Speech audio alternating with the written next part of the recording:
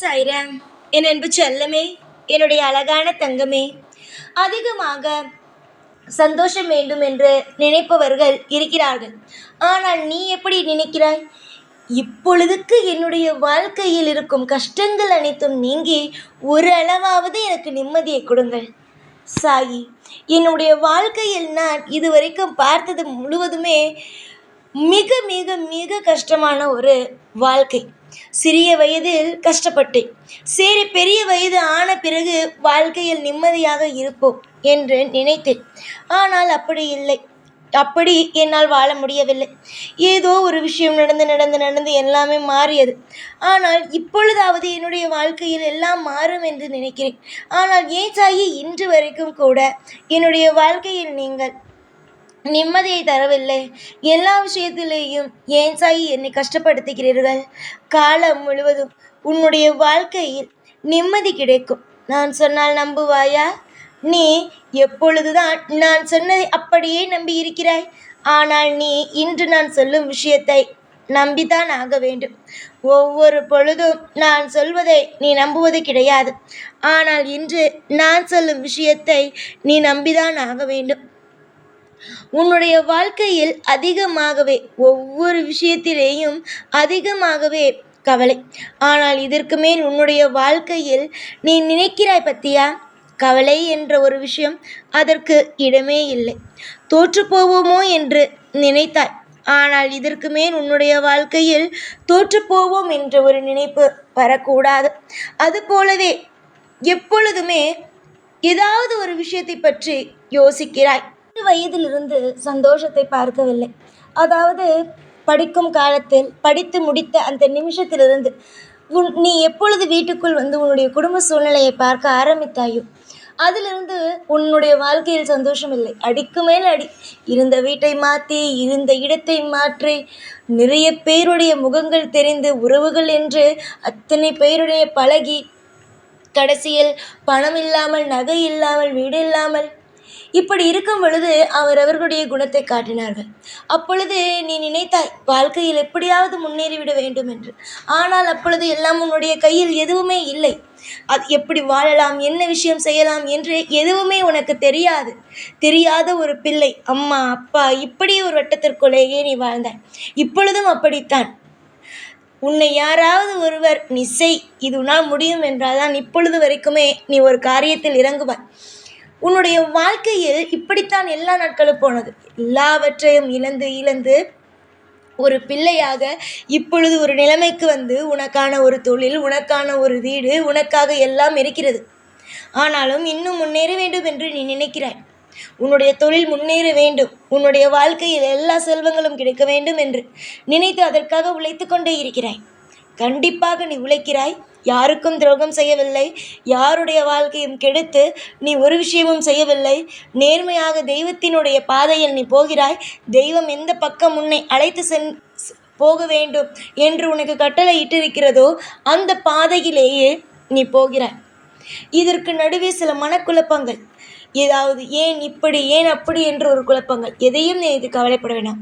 குழப்பங்களை தூக்கி எறியுங்கள். உங்களுடைய வாழ்க்கையில் இதற்கு மேல் குழப்பமோ, கஷ்டமோ, கண்ணீரோ, தொல்லைகளோ எதுவுமே இருக்காது. எல்லாமே திருப்தியாக இருக்கும். வீட்டில் இருக்கும் அனைத்து உயிர்களுமே எப்பொழுதும் பாதுகாப்பாகவும் நீண்ட ஆயுளுடனும் சீக்குப்பிணி இல்லாத வாழ்க்கையுடனும் இருக்கும். உன்னுடைய தொழில் இன்னும் இன்னும் அதிகமாக வளர ஆரம்பிக்கும். நீயே பார்த்து, என்னடா இது திடீரென்று நம் வாழ்க்கை இப்படியாகிவிட்டதே என்று சொல்லும் அளவுக்கு உன்னுடைய வாழ்க்கையின் நிலைமையானது அற்புதமாக மாற ஆரம்பிக்கும் நேரம் வந்துவிட்டது. நிறைய நேரம் உன்னுடைய வாழ்க்கையில் நீ தோற்று இருக்கிறாய். ஆனால் இதற்கு மேல் உன்னுடைய வாழ்க்கையில் தோற்று நீ போக மாட்டாய் என்பதில் நான் உனக்கு அடித்து சொல்வேன். இனிமேல் உன்னுடைய வாழ்க்கையில் ஒரு பொழுதும் ஒரு நாள் தோல்வி என்ற ஒரு விஷயம் ஒரு பொழுதும் கிடையாது. நாளுக்கு நாள் இன்பங்கள் வந்து கூடுமே தவிர, ஒவ்வொரு நாளும் இன்பங்கள் வந்து கூடுமே தவிர துன்பங்கள் கூடவே கூடாது. நம்பிக்கையோடு இருங்கள். நீங்கள் எந்த அளவுக்கு தெய்வத்தை நீங்கள் நம்புகிறீர்களோ அதைவிட அதிகமாகவே தெய்வம் உங்களை காப்பாற்றும். இது நான் உங்களுக்கு இப்பொழுது இருக்கும் மன ஆறுதலுக்காக சொல்லவில்லை. நிச்சயமாக உங்களுடைய வாழ்க்கையில் இன்னும் இன்னும் இன்னும் அதிகமானவே சந்தோஷத்தை பார்க்க போகிறீர்கள். எல்லா விஷயத்திலேயும் நீங்கள் அற்புதமாக இருக்க போகிறீர்கள் என்று சொல்லவே தான் நான் இப்பொழுது சொல்கிறேன். அதுவும் உண்மை. உன்னை ஆறுதல் படுத்துவதற்கல்ல. நான் சொல்லும் விஷயங்கள் அனைத்தும் உண்மை. உன்னுடைய உண்மையான உன்னுடைய மனதில் எல்லாவற்றுக்குமே ஒரு துணையாகவும் ஒரு பாதுகாப்பாகவும் எல்லா விதத்திலும் அற்புதத்தை செய்து கொடுக்கும் மிக பெரிய ஒரு மாற்றத்தை நான் கொடுப்பேன். புரிகிறதா?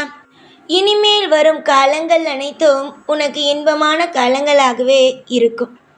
ஒவ்வொரு நேரமும் எப்பொழுதும் எதையும் கண்டு அவசரப்படாதே.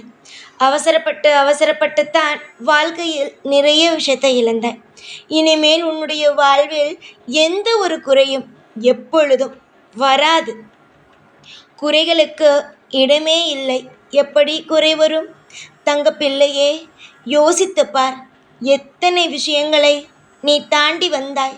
ஒவ்வொரு விஷயத்திலேயும் உன்னுடைய வாழ்க்கையில் இதை செய்யலாமா, அதை செய்யலாமா, இந்த விஷயம் செய்யலாமா, அந்த விஷயம் செய்யலாமா என்று எத்தனை யோசனைகள்.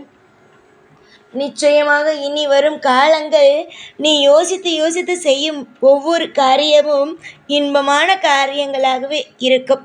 உன்னுடைய வாழ்க்கையில் எதுவாக இருந்தாலும் இனிமே அப்படியே அழகாக சுமூகமாக நடக்கும்.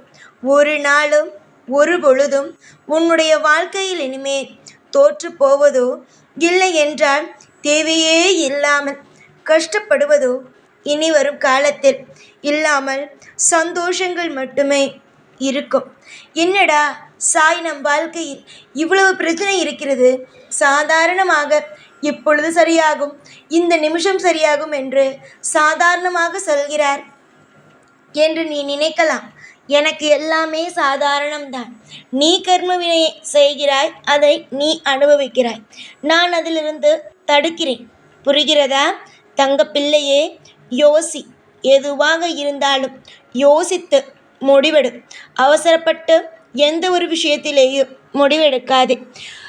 ஒரே ஒரு குழப்பம் உன்னுடைய மனதுக்குள் எப்பொழுதும் இருந்து கொண்டேதான் இருக்கிறது.